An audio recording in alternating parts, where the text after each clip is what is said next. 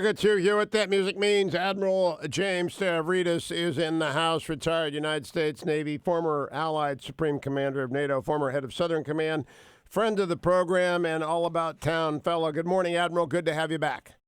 Good to be back with you, Hugh. My thoughts turned to that great doctor of the Royal Navy, Stephen Maturin, as I read through the coronavirus stories this morning, and I thought there are a number of the O'Brien novels where sickness sweeps a ship. I'm wondering if you've heard any reports or how you think the Chinese People's Liberation Army Navy is actually responding to this. Well, I'll put it in the context of what the U.S. Navy would be doing. So we'll go from the inside out.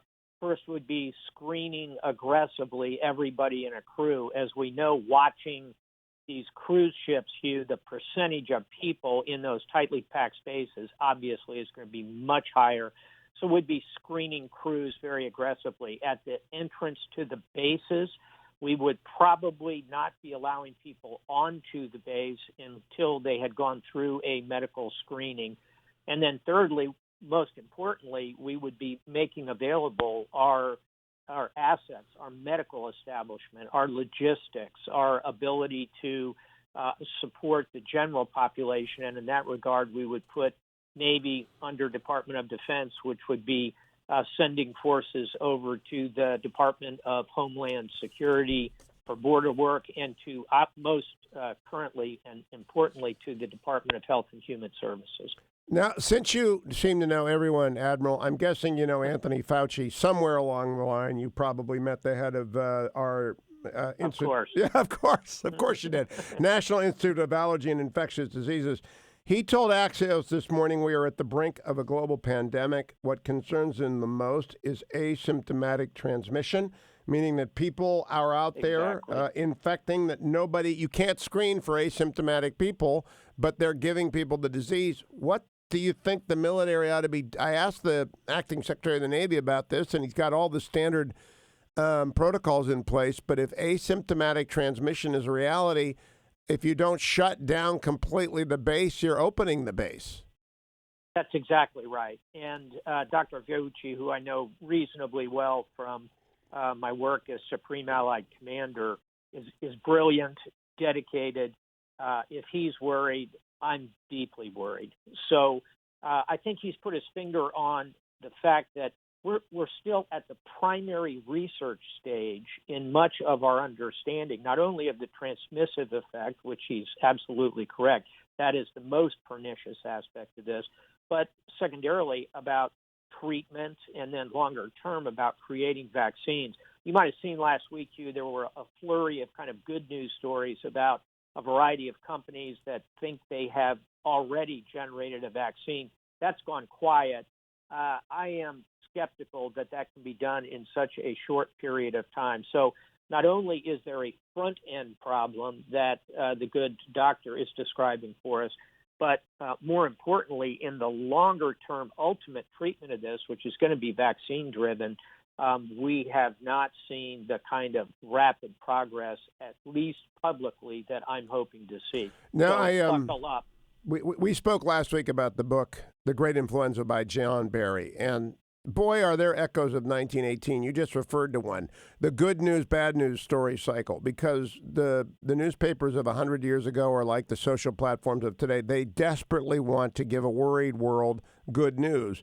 But when you do give a worried world good news, you mislead that worried world.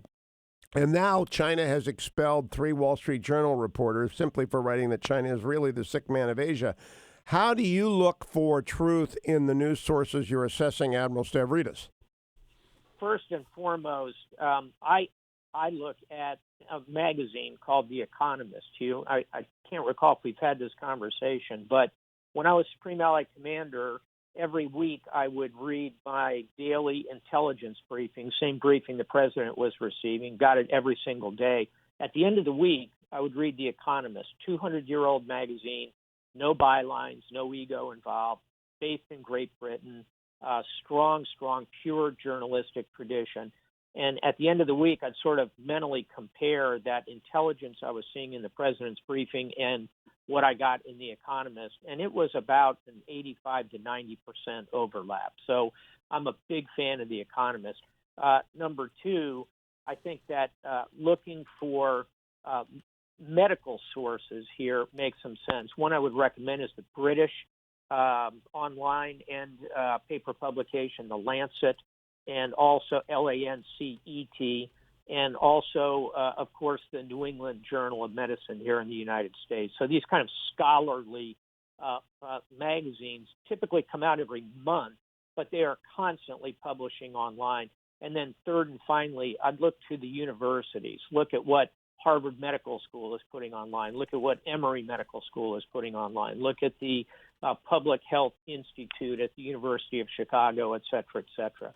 So get out of that daily, breathless 24-hour news cycle and try and get into some of those, if you will, primary sources. Now, I wanted to ask you about, and of course, I will fully respect your confidentiality agreements, but you work for the Carlyle Group as a consultant, as an operating executive. I just sent a letter to their co-CEOs inviting them out to the Nixon Library for a speech, but I was thinking about you and the way that Carlyle operates. People are having a very difficult time figuring out what to do about the economy and investing. Apple took a big hit yesterday. They're up in the pre-market today because they put out a note saying their production is screwed up.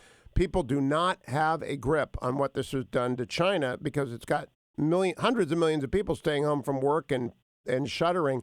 Has the Carlyle Group run an all-hands deck yet? Can you tell me whether or not they've called everyone in to kind of talk through what this means for the world? Because it is an unprecedented event. Without getting into the internal workings of the Carlyle Group, I'll make two comments. One is our two co-CEOs, Glenn Youngkin and Kusong Lee, are two of the smartest, switched-on, globally attuned people I know, and I think will be excellent in commenting on this should they desire to do so out at Nixon Library. In terms of how Carlyle Group looks at things, we are constantly looking at the geopolitical picture globally. That's one of my roles at the firm. I'll typically jump on our conference calls. I'll speak with individual investors. So we do a great deal of work on this, and we spend a lot of time, as I alluded to a moment ago, looking at some of those primary source documents, trying to understand this coherently. And I'll close by saying to you that, hey, we're on the beach at Kitty Hawk, if you want to make an aviation analogy here. We're just figuring out how to deal with this particular virus. So this is all fresh, new, bad music. We've all got work to do. Also from Axios, 5 public labs across the United States will work with the Centers for Disease Control and Prevention to use its existing flu surveillance network to test individuals for flu-like symptoms for a novel coronavirus. Now, Admiral, just step back from everything. You're talking to your kids at this point. They call you up and say, Dad, what do you think about coronavirus? How big is the threat to the world? What do you tell them? I go back to something we discussed a moment ago, which is Spanish influenza. And the numbers then were staggering. 40% of the world infected with a 20% mortality rate.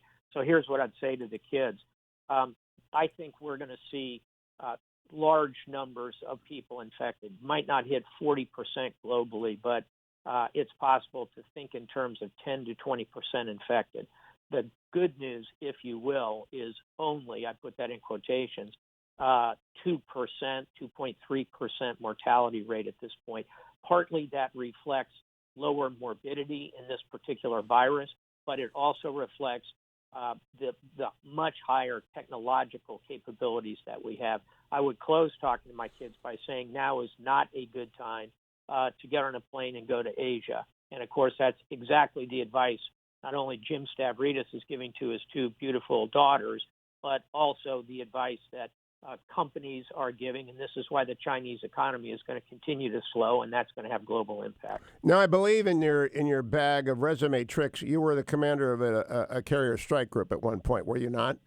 I was the Enterprise Carrier Strike Group. So what would be your advice to the captains of the various ships under your command or admirals under your command with such a strike group as they approach various ports, including longtime allies like Japan and Singapore, much less new allies like Vietnam, much less? I don't think we're going into Hong Kong right now, but what would be your advice to those captains in your strike group?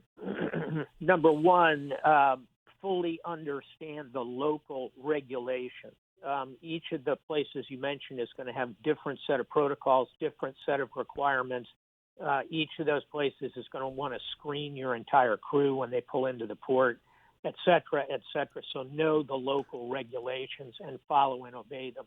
Secondly, be talking to my fleet surgeon. Back where we started this conversation, if I was Jack Aubrey, I always had a pretty good Stephen Maturin fleet surgeon around me. Be talking to my fleet surgeon about the challenges specifically to coronavirus. Be up to speed on everything. And number three, I would tell my captains, be flexible. You may be pulling out of that port on 5 minutes notice. This is probably a good time to have your crew in the immediate area of the port and to have everybody on a hair trigger to get back to the boat and get out of there if necessary. Last question. So Everybody wants to get off the boat in Singapore. I know this from sailors in my own family. It's a great port of call. They have coronavirus there in not insignificant numbers. Would you let your crews disembark? I would not at this point recommend to the Navy chain of command to be doing port calls in any of these ports that are showing high incidence. By the way, Hugh, to the point, I'm supposed to be in Singapore today. Was doing a speech there for a major international organization, canceled because of coronavirus. This is having real effect. And no, I would not be sending a crew ashore in a major Asian port right now. Great cautions, as always, Admiral Stav. Thank you. His personal website is Admiral Stav. You can also read up about him always at HughHewitt.com. We post the audio and sometimes the transcripts, probably the transcript today, since it is about coronavirus. Thank you, Admiral.